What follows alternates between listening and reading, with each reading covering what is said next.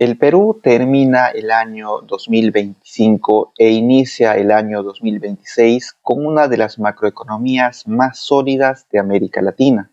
Las reservas internacionales se mantienen en niveles elevados. La inflación se ubica dentro de rangos bajos y previsibles. La deuda pública es manejable y la moneda nacional conserva fortaleza e incluso en un contexto global incierto. El sistema financiero opera con normalidad y el Banco Central actúa con autonomía y credibilidad. En términos macroeconómicos, el Perú hoy es un país estable, predecible y confiable, algo poco común en la región. Ese desempeño convive con contrastes evidentes. El país atraviesa crisis políticas recurrentes, enfrenta problemas de inseguridad y arrastra déficits estructurales que afectan la vida cotidiana. Muchas veces esa fortaleza macro no se siente de inmediato en la economía doméstica. Sin embargo, incluso en medio de ese ruido interno, la inflación no se dispara, la moneda no colapsa y la economía no entra en pánico. La estabilidad resiste al desorden político y eso no es casualidad. Para entender por qué hoy el Perú puede sostener ese equilibrio aún con problemas internos, hay que retroceder varias décadas a una época en la que esa separación entre política y economía no existía, a un tiempo en el que cada crisis política arrastraba a la economía completa. A fines de los años 80, el país vivía exactamente eso. Entre 1988 y 1990, el Perú se encontraba en uno de los peores colapsos económicos de su historia republicana. La inflación ya no era un problema técnico, se había convertido en una experiencia diaria. Los precios cambiaban de forma constante, los salarios perdían valor en cuestión de días y el dinero dejó de cumplir su función básica. Ahorrar en moneda nacional era prácticamente imposible. Planificar un lujo. La economía había dejado de organizar la vida social. El Estado estaba agotado, no contaba con reservas internacionales relevantes, no tenía acceso al crédito externo y había perdido credibilidad tanto dentro como fuera del país. Durante años había gastado muy por encima de sus ingresos, financiando déficits con emisión monetaria y postergando correcciones necesarias. El resultado fue devastador: hiperinflación, aislamiento financiero y quiebre institucional. El Perú se convirtió en un país al que nadie quería prestarle, invertirle ni creerle. En ese contexto, hablar de ajustes graduales era una ilusión. No había margen para transiciones suaves porque no había colchón económico. Cada mes sin decisiones profundizaba la crisis. Cada retraso significaba más inflación, más pobreza y más desorden.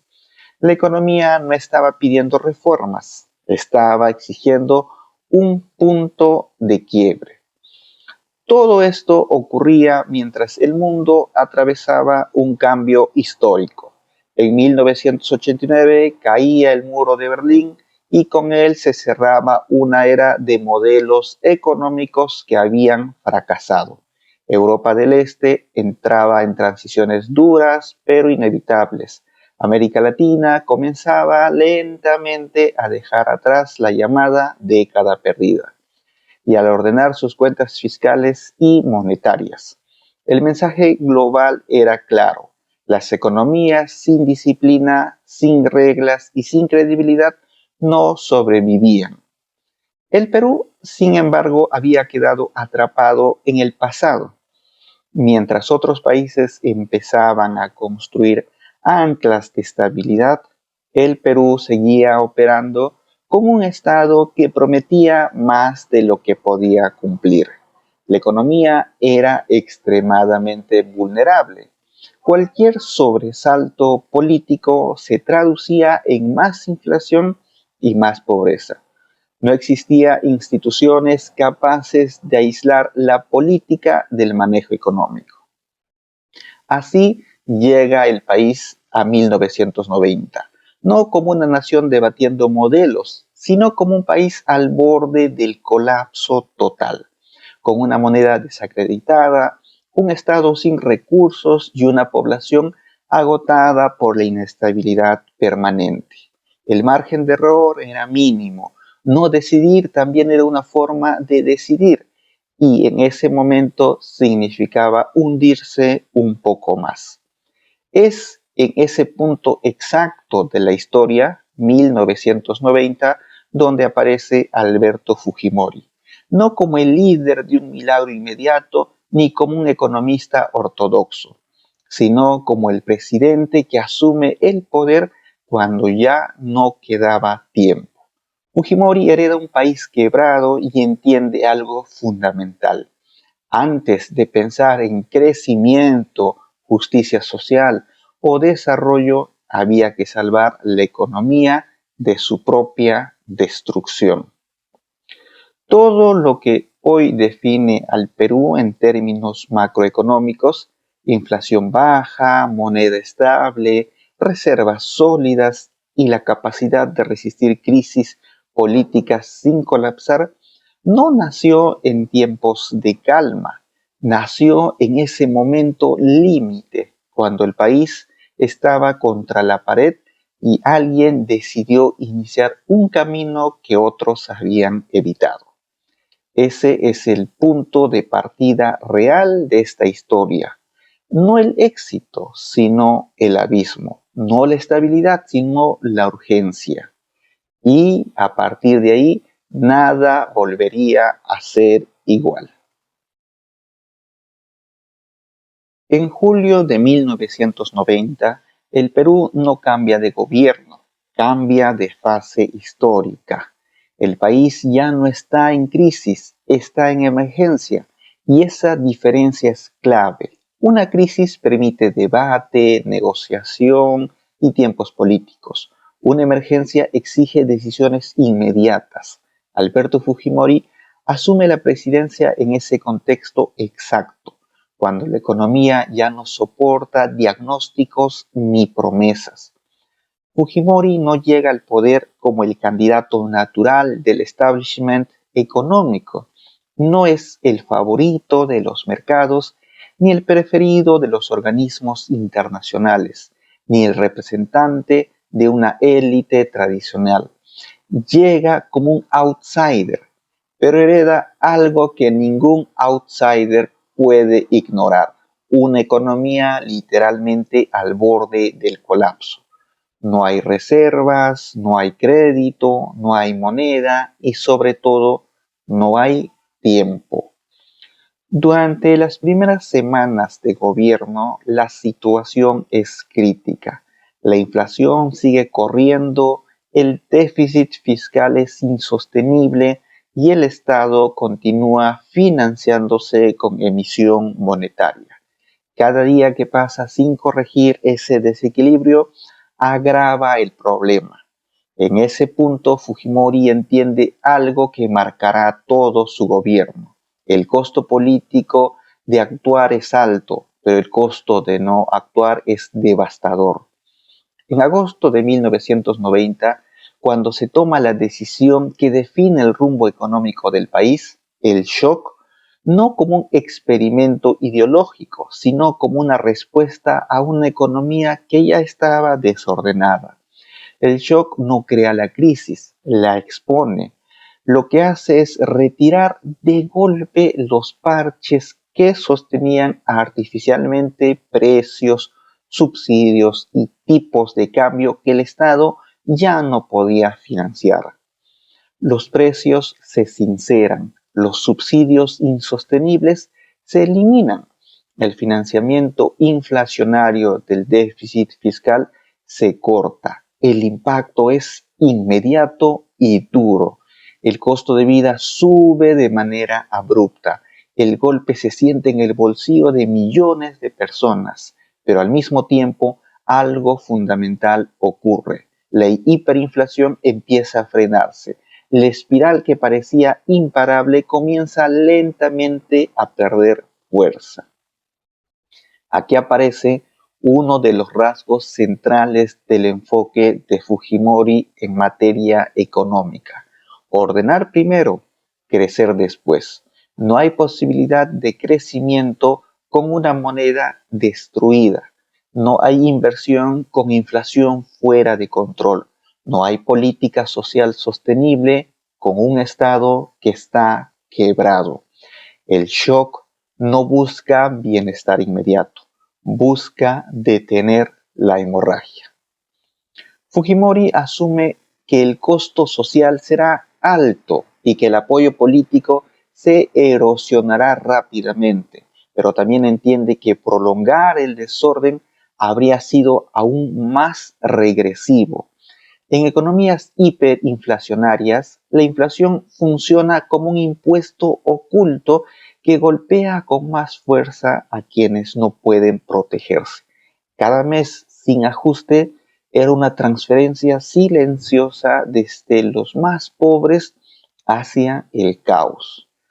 A diferencia de otros países de la región que optaron por ajustes parciales o graduales y quedaron atrapados durante años en ciclos de inflación y estancamiento, el Perú avanza rápido. Esa velocidad no responde a dogmatismos, sino a una lectura clara del momento histórico. La credibilidad no se negocia, se construye con hechos. Y en 1990 los hechos tenían que ser inmediatos. El mensaje hacia adentro y hacia afuera del país es contundente. Hacia adentro, el Estado deja de fingir normalidad y reconoce la magnitud del problema. Hacia afuera, el Perú empieza a mostrar que está dispuesto a corregir su rumbo, incluso si eso implica asumir costos políticos enormes. Por primera vez en muchos años, el país envía una señal clara. La economía va a dejar de ser rehén de la improvisación. En ese momento marca un quiebre histórico. Antes de 1990, cada crisis política se traducía en más inflación y más pobreza. Después del shock, comienza lentamente a gestarse una separación entre el manejo económico y el vaivén político. No es inmediata ni perfecta, pero sí irreversible. La inflación deja de dominar la vida cotidiana. El dinero empieza a recuperar sentido y el país sigue siendo pobre y desigual, pero ya no está a la deriva. El shock no resuelve todos los problemas, no elimina la pobreza ni corrige de inmediato las desigualdades, pero cumple una función histórica decisiva: detener el colapso y abrir la puerta a la reconstrucción. Sin ese punto de inflexión, nada de lo que vendría después, reinserción internacional, nuevas reglas, estabilidad monetaria, habría sido posible. Aquí empieza el verdadero camino del Perú contemporáneo, no desde la comodidad, sino desde la urgencia, no desde el consenso, sino desde la decisión. Y mientras la economía comienza a estabilizarse, otra pregunta empieza a tomar forma: ¿cómo se vive este ajuste en la calle, en los hogares, en la economía diaria de millones de peruanos? Entre 1990 y 1992, mientras la macroeconomía comenzaba a ordenarse, la vida cotidiana avanzaba a otro ritmo. El shock había frenado la hiperinflación, pero no había frenado el impacto social. y de ese desfase, economía que se estabiliza desde arriba, hogares que resisten desde abajo, es clave para entender lo que vino después. Desde el inicio, Alberto Fujimori tuvo claro que estabilizar los precios no significaba automáticamente estabilizar la mesa familiar. El ajuste golpeó primero y con más fuerza a quienes vivían del ingreso diario, a los trabajadores informales, a las familias sin ahorros ni capacidad de protección. Para ellos, el orden macro no era una noticia, era un sacrificio inmediato. Durante 1991, algo empieza a cambiar lentamente. La inflación deja de correr como un incendio. Los precios ya no se duplican de un mes a otro. El dinero comienza a recuperar una función básica que había perdido: medir valor. Y es en ese contexto donde ocurre una de las decisiones más simbólicas y profundas del proceso de estabilización: el cambio de la moneda. El INTI, destruido por años de inflación, ya no servía ni siquiera como referencia mental. Era una unidad sin sentido. Cambiarlo no fue un gesto cosmético, fue una decisión económica y psicológica. En 1991, el Perú introduce el nuevo sol no como promesa, sino como señal clara. La hiperinflación había quedado atrás. El nuevo sol no nace fuerte por decreto, nace porque ya existía detrás disciplina fiscal, control monetario y voluntad política de sostener el orden. Para millones de peruanos, este cambio marca un quiebre silencioso pero profundo: volver a contar con cifras razonables, volver a entender precios, volver a pensar en el mañana sin la certeza de que todo sería más caro. No era prosperidad inmediata, pero sí algo fundamental: el fin de la emergencia permanente. Al mismo tiempo, los costos del ajuste seguían siendo desiguales. Algunos sectores lograron adaptarse rápido. Quienes tenían acceso a dólares, a activos reales o a actividades vinculadas al comercio, pudieron amortiguar mejor el golpe. Otros no. Fue una diferencia moral, sino una diferencia de posición económica frente a una misma política. El ajuste no creó la desigualdad, pero la hizo visible. En ese contexto, mientras el Estado se concentraba en estabilizar la macroeconomía y reconstruir la moneda, la sociedad organizó la supervivencia. Entre 1990 y 1992 se multiplicaron las ollas comunes, los comedores populares y las redes vecinales. La iglesia y organizaciones sociales jugaron un rol clave, no como alternativa al Estado, sino como puente en una transición dura.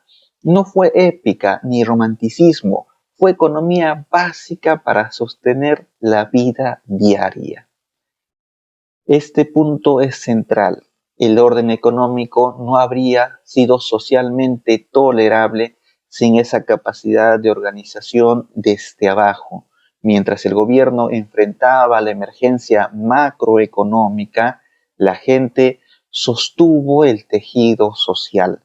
Ambas cosas ocurrieron en paralelo y ambas cosas fueron necesarias para que el país no colapsara. Hacia finales de 1991 y durante 1992, la inflación deja de dominar la conversación diaria. El nuevo sol empieza a consolidarse como moneda creíble. El dinero vuelve a servir para ahorrar, para fijar precios, para planificar. No hay bienestar inmediato, pero sí un cambio profundo. La economía deja de destruirse todos los días. Aquí se consolida una de las claves del legado económico de Fujimori: aceptar un costo social alto en el corto plazo para eliminar un daño más perverso y prolongado. La inflación había sido durante años un impuesto oculto, regresivo y constante. Frenarla no resolvía la pobreza de inmediato, pero sí detenía una maquinaria permanente de empobrecimiento. Este periodo deja una huella que nunca se borró del todo. Para quienes vivieron el ajuste desde la precariedad extrema, el recuerdo está marcado por el sacrificio. Para quienes vivieron después, el recuerdo está asociado al orden, a la estabilidad y a la posibilidad de planificar. No es una diferencia ideológica, es una diferencia de experiencia vivida. Y mientras esa factura social se asentaba, el poder político entendía algo crucial. El shock había funcionado, el nuevo sol había nacido y la inflación estaba contenida. Pero nada de eso estaba blindado. Sin reglas permanentes, todo podía revertirse. Ahí termina esta etapa. La emergencia empieza a cerrarse. La moneda vuelve a existir. La economía, una vez más, respira. Lo que viene después ya no es supervivencia, es institucionalización.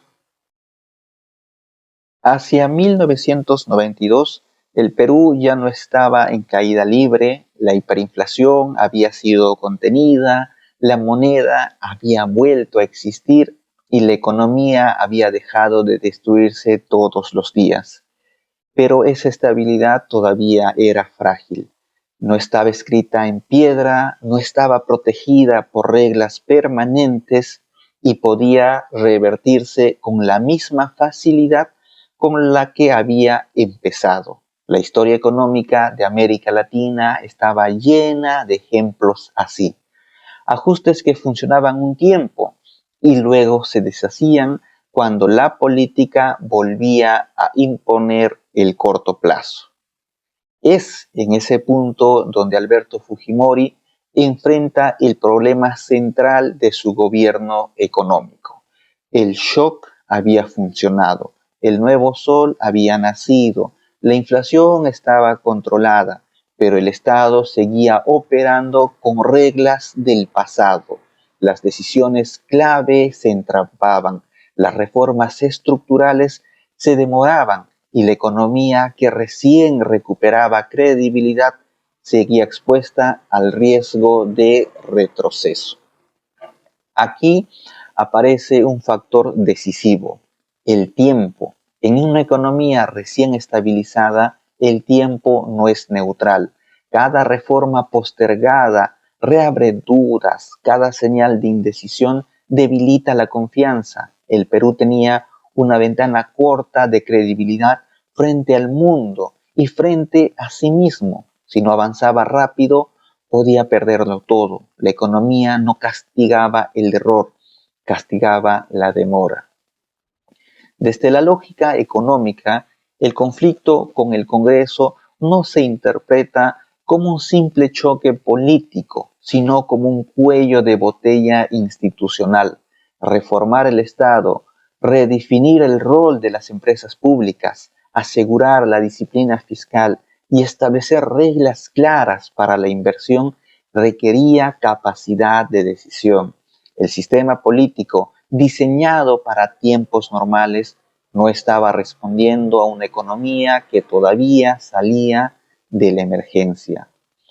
El quiebre de abril de 1992 marca en ese sentido un punto de no retorno, no como una solución elegante ni consensuada, sino como una decisión instrumental para asegurar la continuidad del proceso económico. A partir de allí, el objetivo ya no es solo estabilizar, sino blindar, convertir decisiones de emergencia en reglas permanentes, hacer que la estabilidad no dependa del presidente de turno ni del clima político del momento. Ese objetivo desemboca en 1993 con la aprobación de una nueva constitución que redefine el marco económico del país. La Constitución de 1993 no se concibe principalmente como un texto ideológico, sino como una arquitectura económica diseñada para evitar que el Perú repita los errores que lo llevaron al colapso. Uno de los cambios más trascendentales es la autonomía del Banco Central. El Banco Central de Reserva del Perú deja de ser un instrumento del poder político y pasa a tener un mandato claro: preservar la estabilidad monetaria. Esto significa, en términos prácticos, cerrar la puerta al financiamiento inflacionario del gasto público. La moneda deja de estar al servicio de la urgencia fiscal y pasa a estar protegida por una institución técnica con credibilidad y horizonte de largo plazo. Ese solo cambio explica gran parte de la inflación baja que el Perú mantendría durante décadas.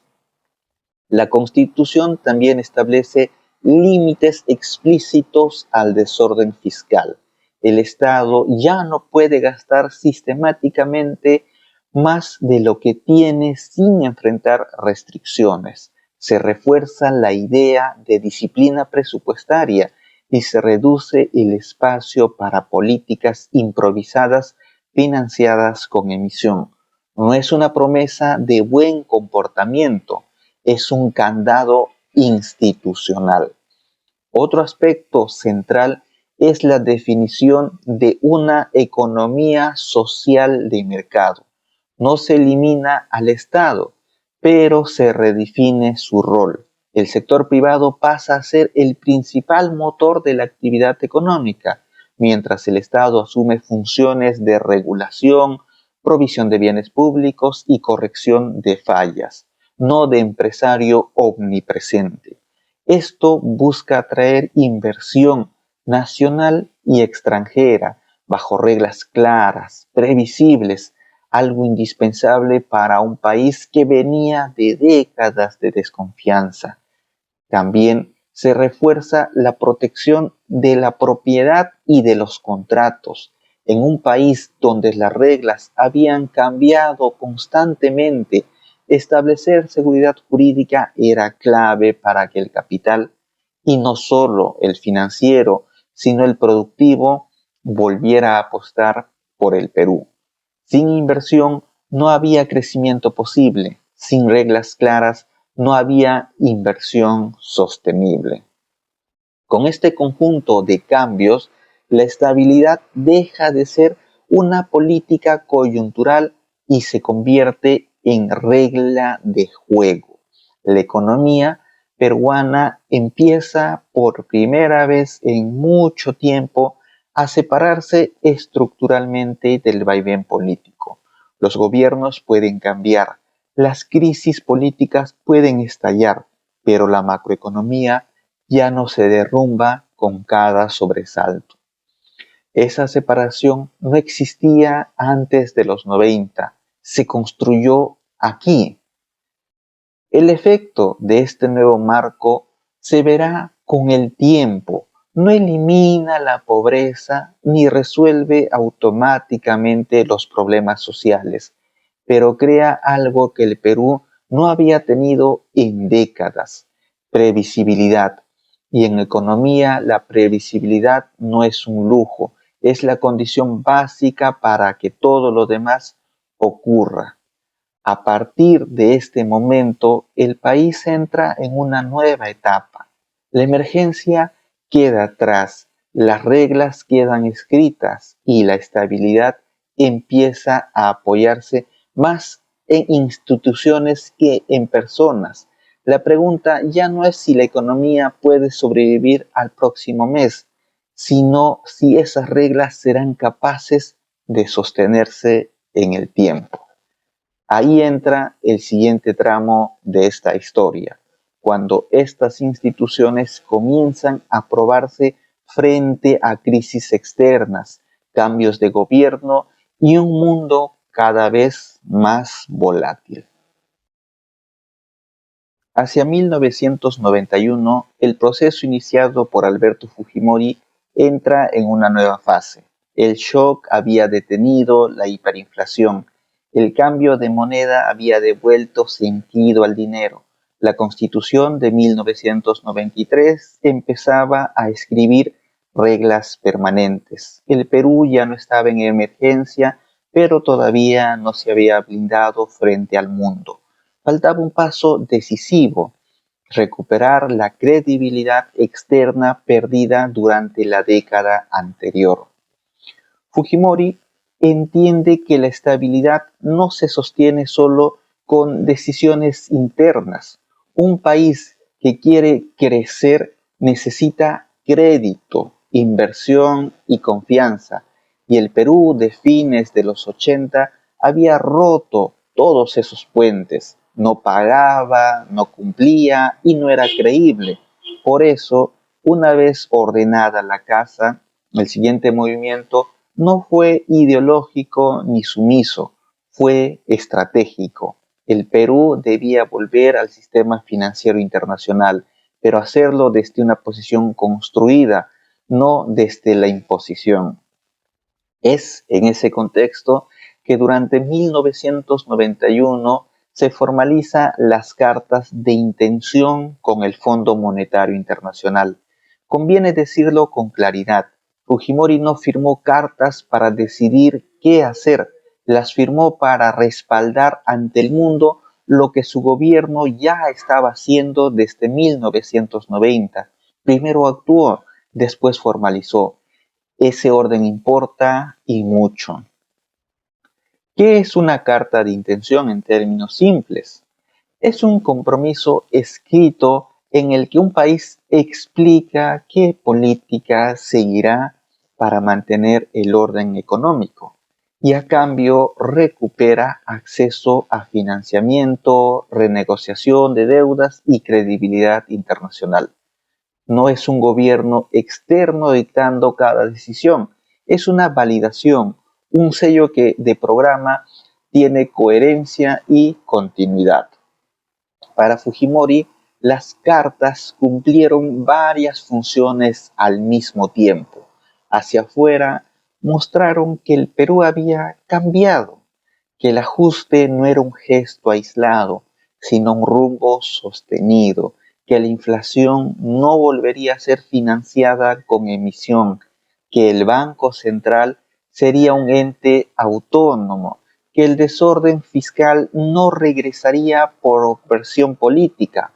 Hacia adentro, las cartas funcionaban como ancla, ayudaron a resistir presiones para retroceder cuando el costo social del ajuste todavía eran altos. Aquí nace una de las críticas más persistentes y también una de las más malentendidas. Para algunos, las cartas de intención representan pérdida de soberanía.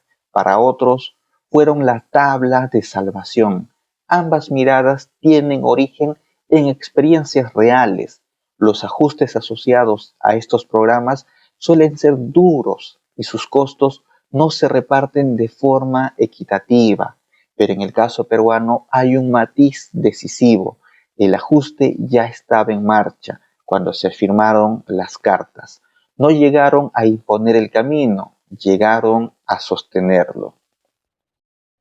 La diferencia se nota en los resultados.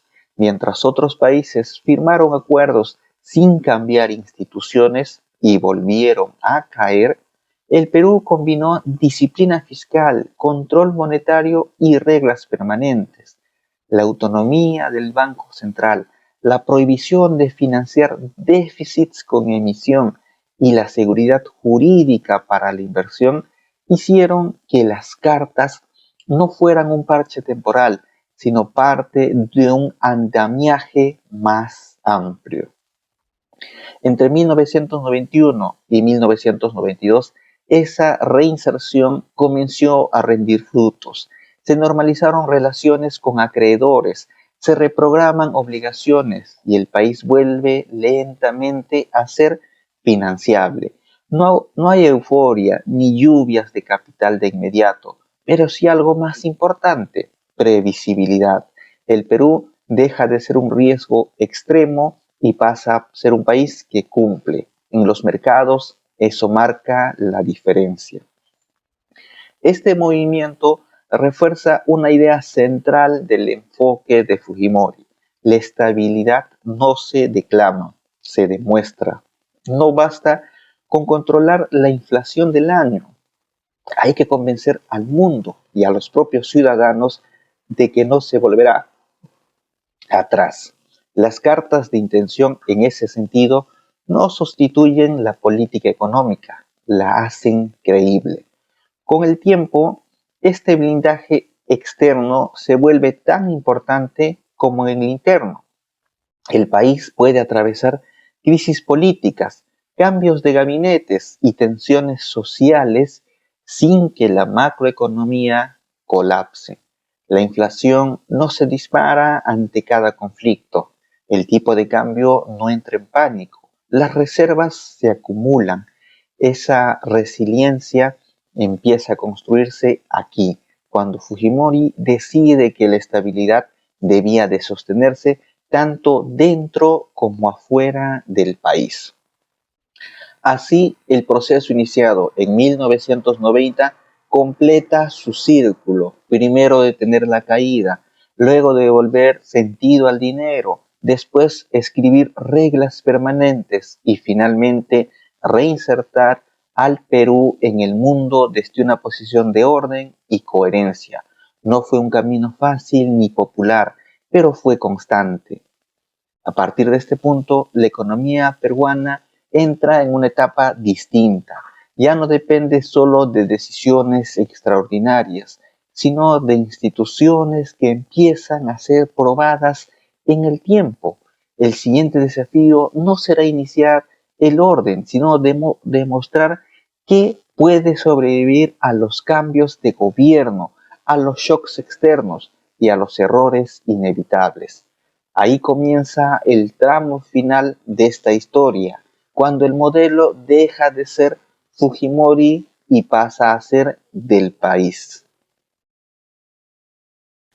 Hacia 1993 y 1994, el proceso que Alberto Fujimori había puesto en marcha entra en una etapa decisiva, probar si el orden construido podría sobrevivir al tiempo.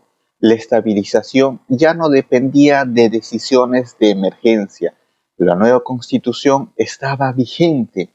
El Banco Central operaba con autonomía. La inflación se mantenía contenida y el Perú había reabierto canales con el sistema financiero internacional. Ahora tocaba algo más difícil, demostrar la consistencia. En 1995, Fujimori es reelegido. Más allá del resultado político, el dato económico es claro. El país llegaba a esa elección con una macroeconomía estabilizada y reglas en funcionamiento. El gobierno ya no discute cómo frenar la inflación, discute cómo sostener el crecimiento sin romper el equilibrio. Ese cambio de agenda es por sí misma una señal de éxito del proceso iniciado en 1990. Durante 1995 y 1996, el Perú consolida la disciplina fiscal y monetaria. La inflación continúa descendiendo y la moneda se fortalece y la inversión, especialmente en sectores exportadores e infraestructura, empieza a responder. No hay milagros ni saltos espectaculares, pero sí algo más valioso, continuidad. El país deja de vivir al ritmo de sobresaltos macroeconómicos y empieza a operar finalmente con previsibilidad. La verdadera prueba llega desde afuera. En 1997 estalla la crisis asiática, un shock global que golpea a economías emergentes en todo el mundo. Luego, en 1998, la crisis rusa y la volatilidad financiera internacional vuelven a sacudir los mercados. Para países con instituciones frágiles, estos episodios suelen traducirse en devaluación abrupta, inflación y colapsos fiscales. El Perú, sin embargo, resiste. Esa resistencia no es casual, es el resultado directo de las decisiones tomadas por Fujimori años antes. Un banco central autónomo que prioriza la estabilidad de precios, una política fiscal más disciplinada y un marco institucional que evita respuestas improvisadas.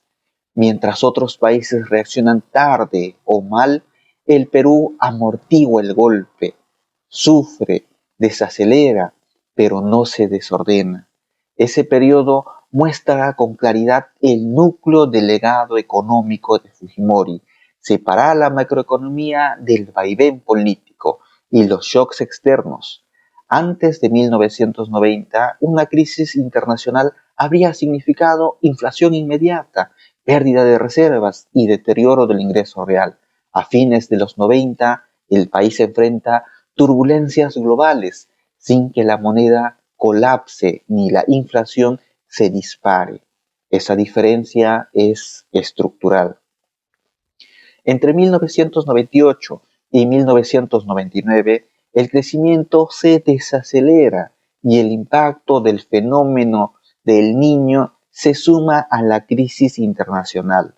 No es una etapa fácil, pero incluso en ese contexto adverso, el marco macroeconómico se mantiene.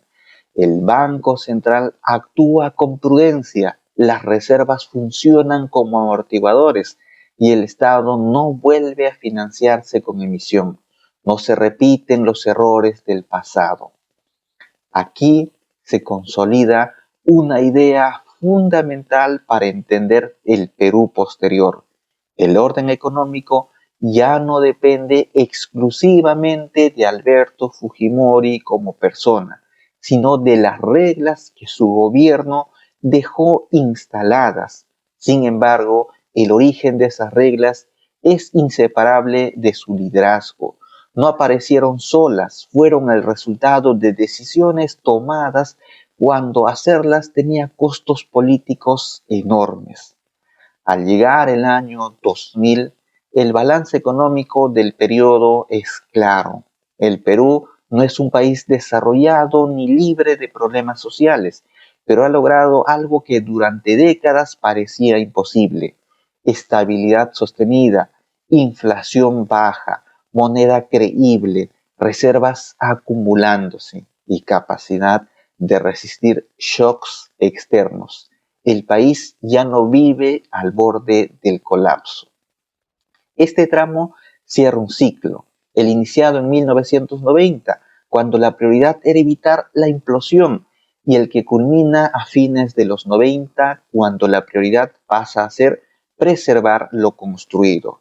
Fujimori no solo ejecutó un ajuste, instaló un marco que demostró funcionar incluso en condiciones adversas. Lo que viene después será aún más revelador, porque el verdadero test de un modelo no es si funciona con su creador en el poder, sino si sobrevive cuando él ya no está.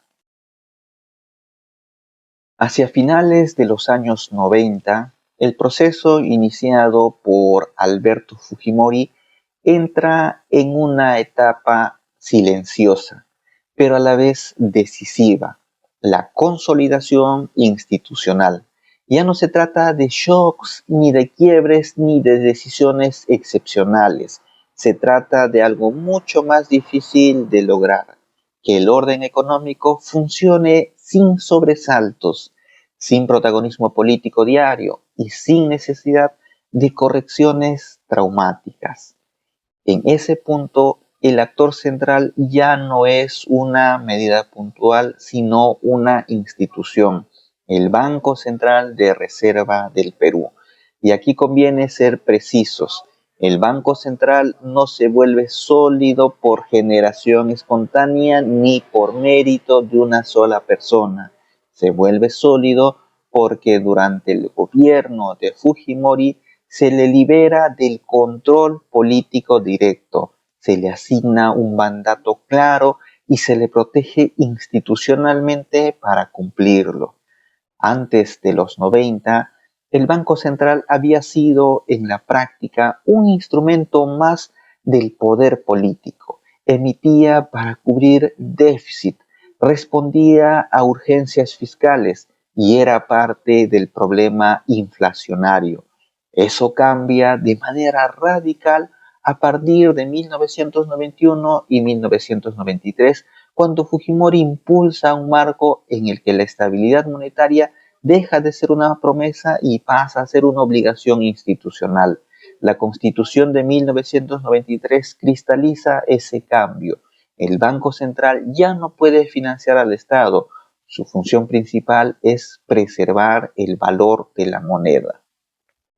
Ese giro tiene efectos profundos. A partir de mediados de los años 90, la inflación deja de ser un fenómeno estructural en el que el Perú no desaparece, pero se mantiene bajo control, incluso en contextos adversos. El dinero vuelve a cumplir su función básica. La población puede ahorrar en moneda local sin miedo permanente a perderlo todo. Las empresas pueden planificar. El Estado puede financiarse sin destruir la moneda.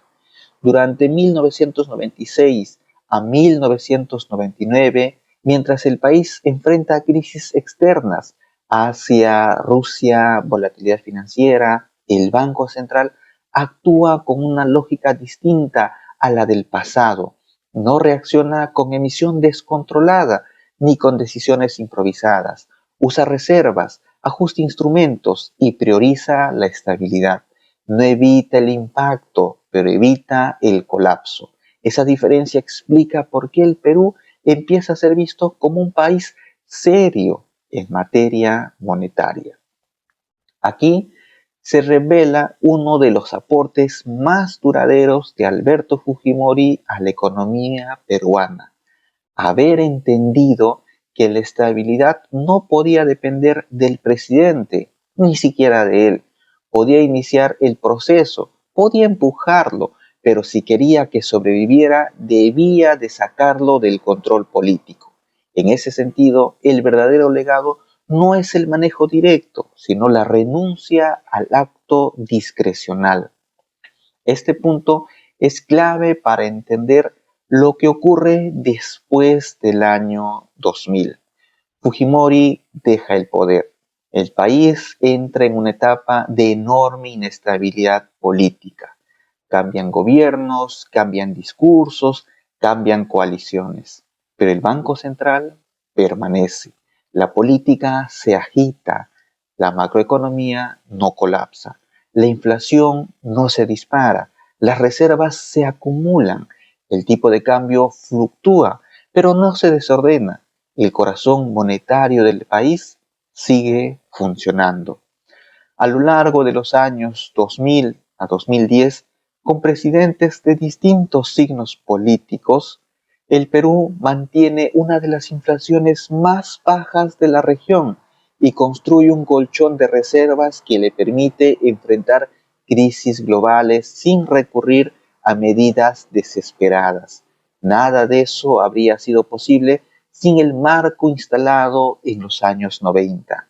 Y ese marco no aparece después, nace bajo el liderazgo de Alberto Fujimori. Es importante subrayarlo con claridad.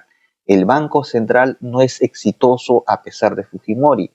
Es exitoso porque Fujimori permitió que lo fuera, porque aceptó perder control político sobre la moneda, porque entendió que la tentación de usar la emisión para resolver problemas inmediatos había sido el origen de los peores desastres económicos del país.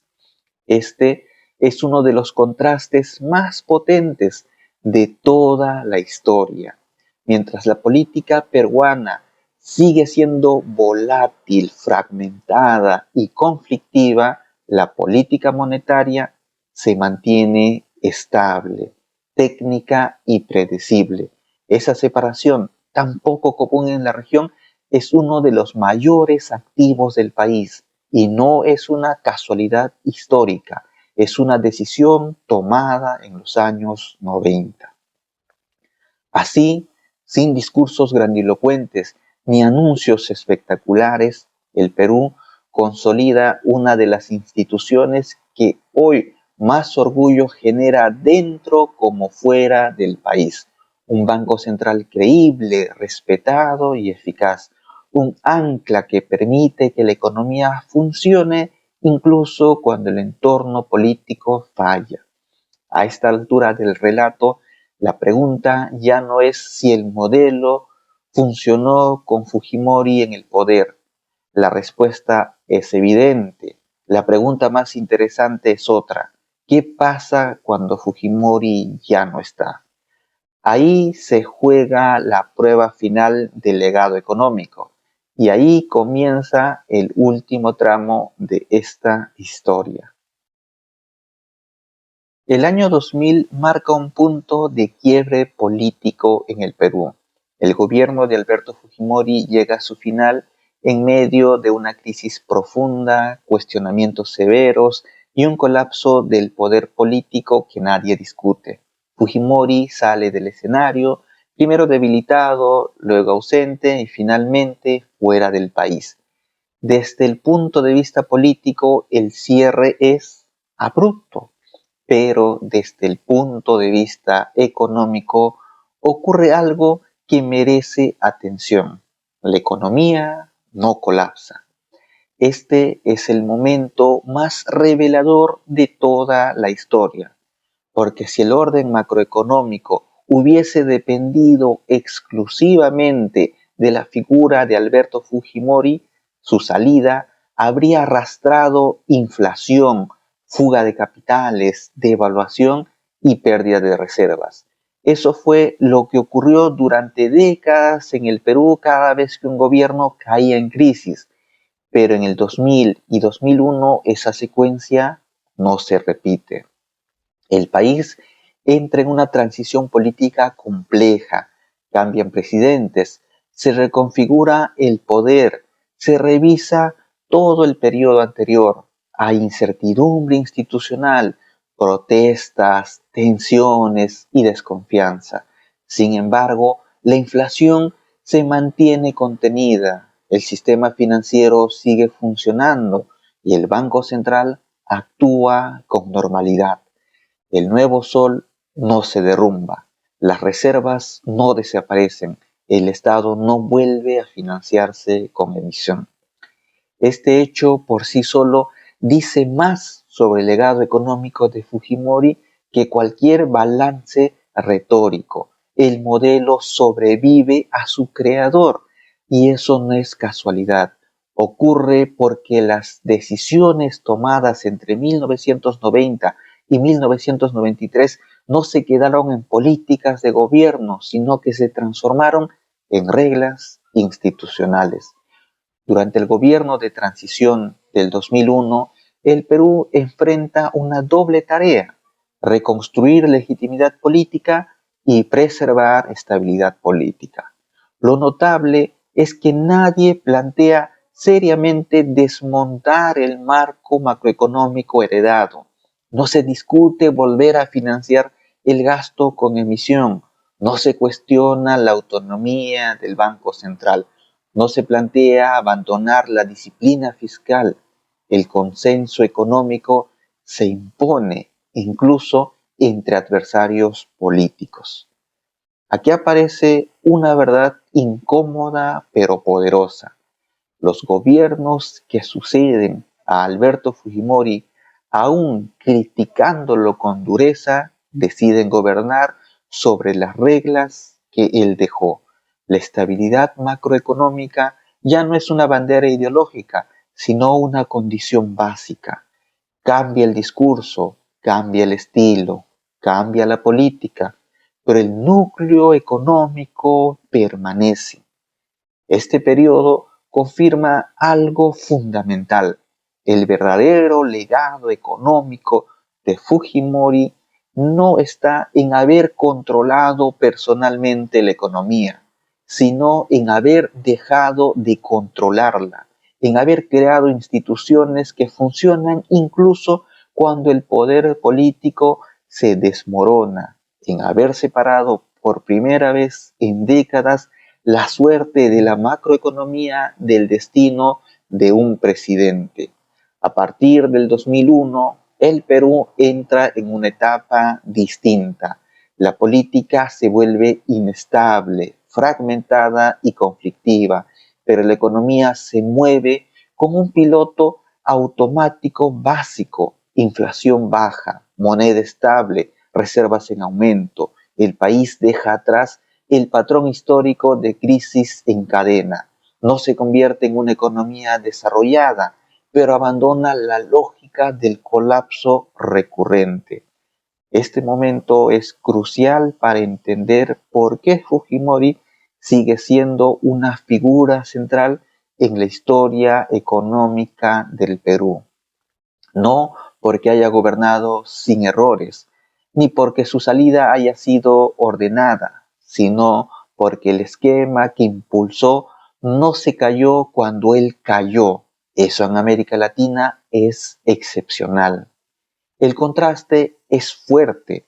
Un presidente sale por la puerta más estrecha de la historia reciente, pero la economía que ayudó a construir se mantiene de pie. El país sigue funcionando, el dinero sigue valiendo, los precios no se desbordan. La estabilidad ya no depende del poder político del momento. Ahí se cierra un ciclo, el iniciado en 1990, cuando todo estaba roto, y que culmina en el 2000, cuando el creador del modelo se va, pero el modelo se queda.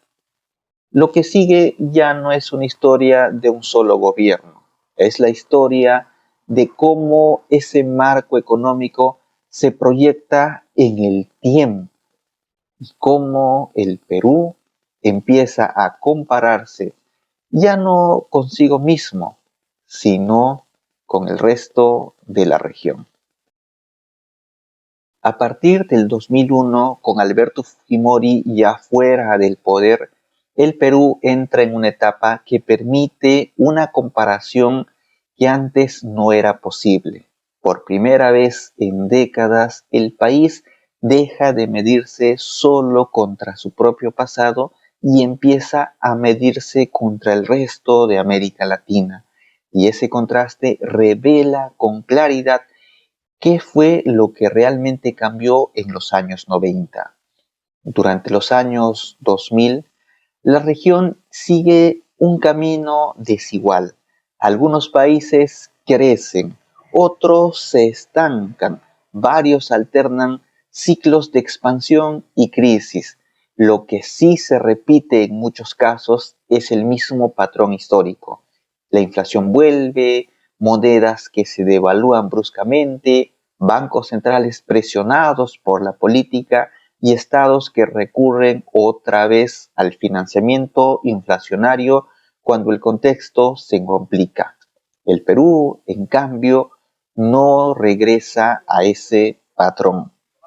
Mientras economías vecinas enfrentan episodios de inflación alta, controles cambiarios o defaults, el Perú mantiene inflación baja y estable, incluso en contextos internacionales adversos. No porque esté aislado del mundo, sino porque cuenta con amortiguadores, disciplina fiscal, un banco central autónomo y reservas acumuladas. Esa diferencia no es coyuntural, es estructural y su origen está en las decisiones tomadas entre 1990 y 1993. El contraste se hace aún más evidente en momentos de crisis global. En 2008 y 2009, con la crisis financiera internacional, muchos países de la región enfrentan fuertes tensiones cambiarias y fiscales.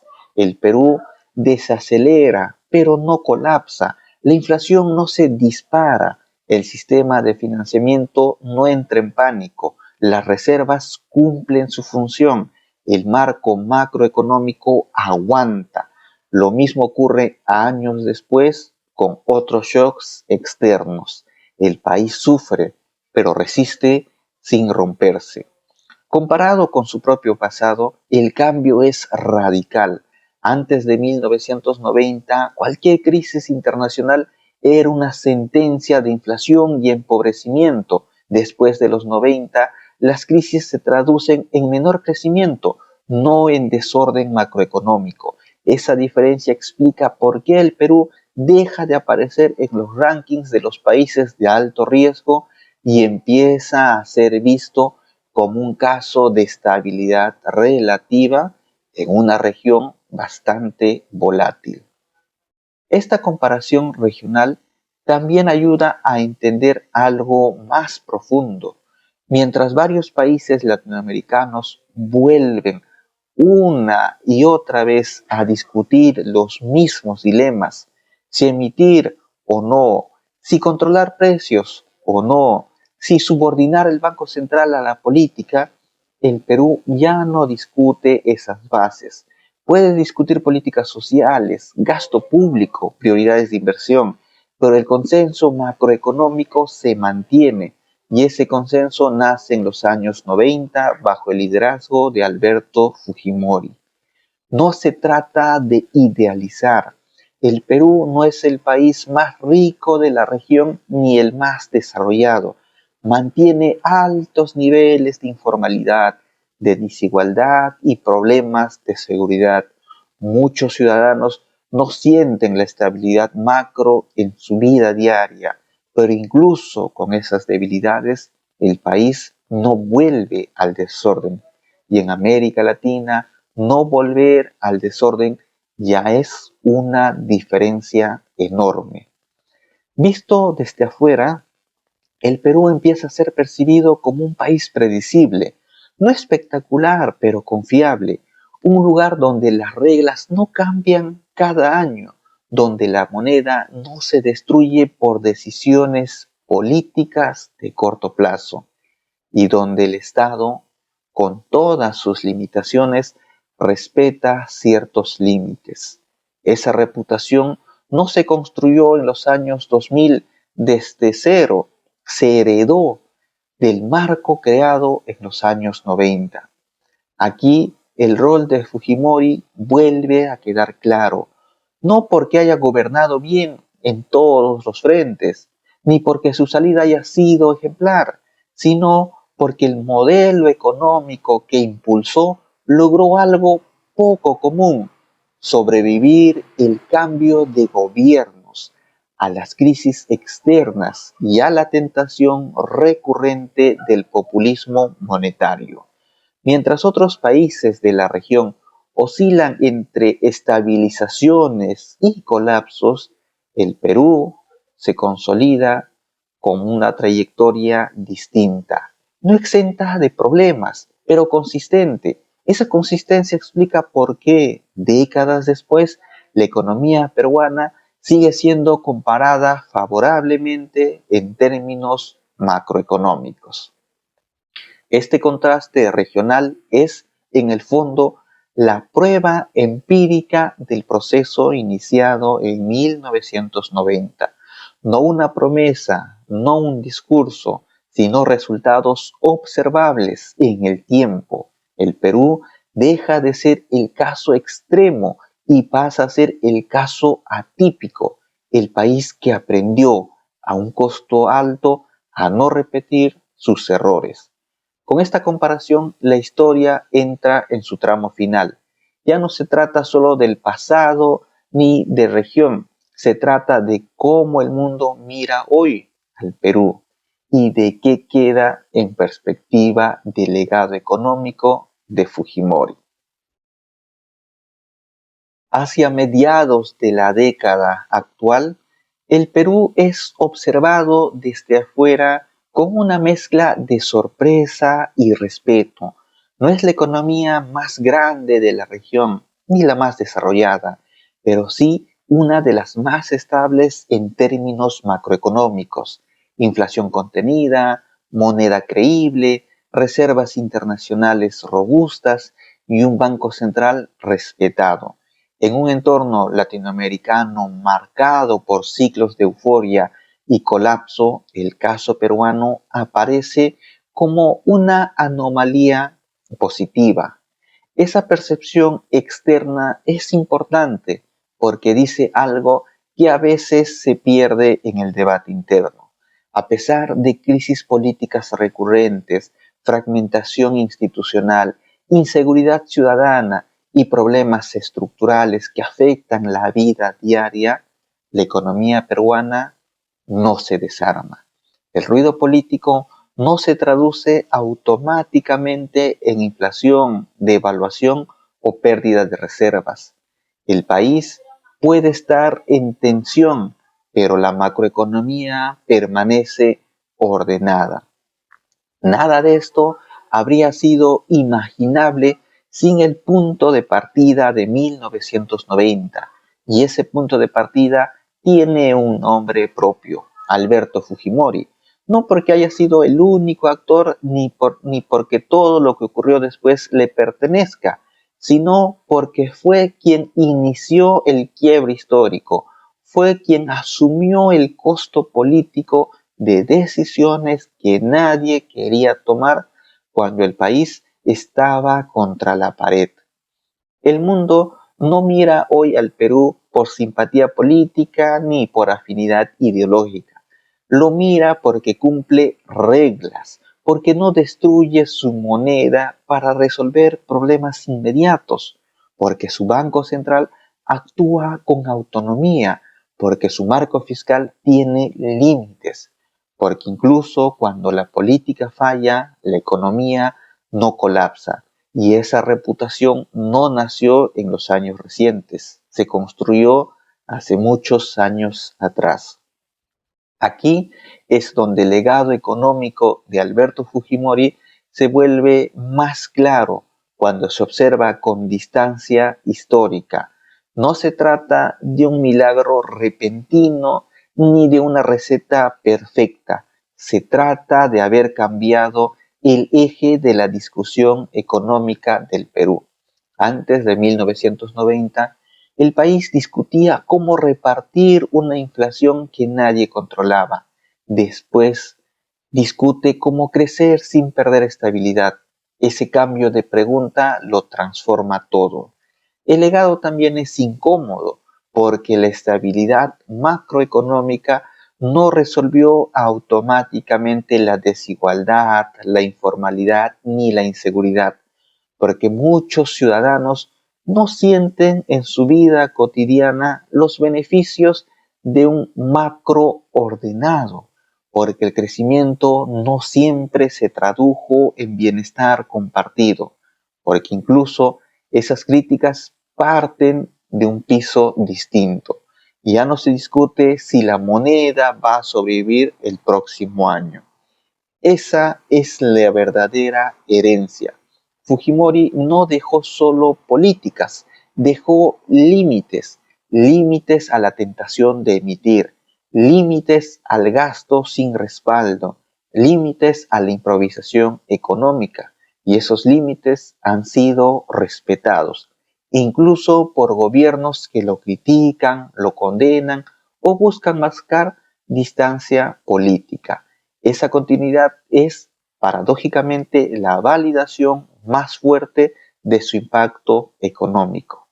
Mirando en perspectiva, el proceso iniciado entre 1990 y 1993 logró algo excepcional en la historia peruana: separar la estabilidad económica del destino de un gobierno.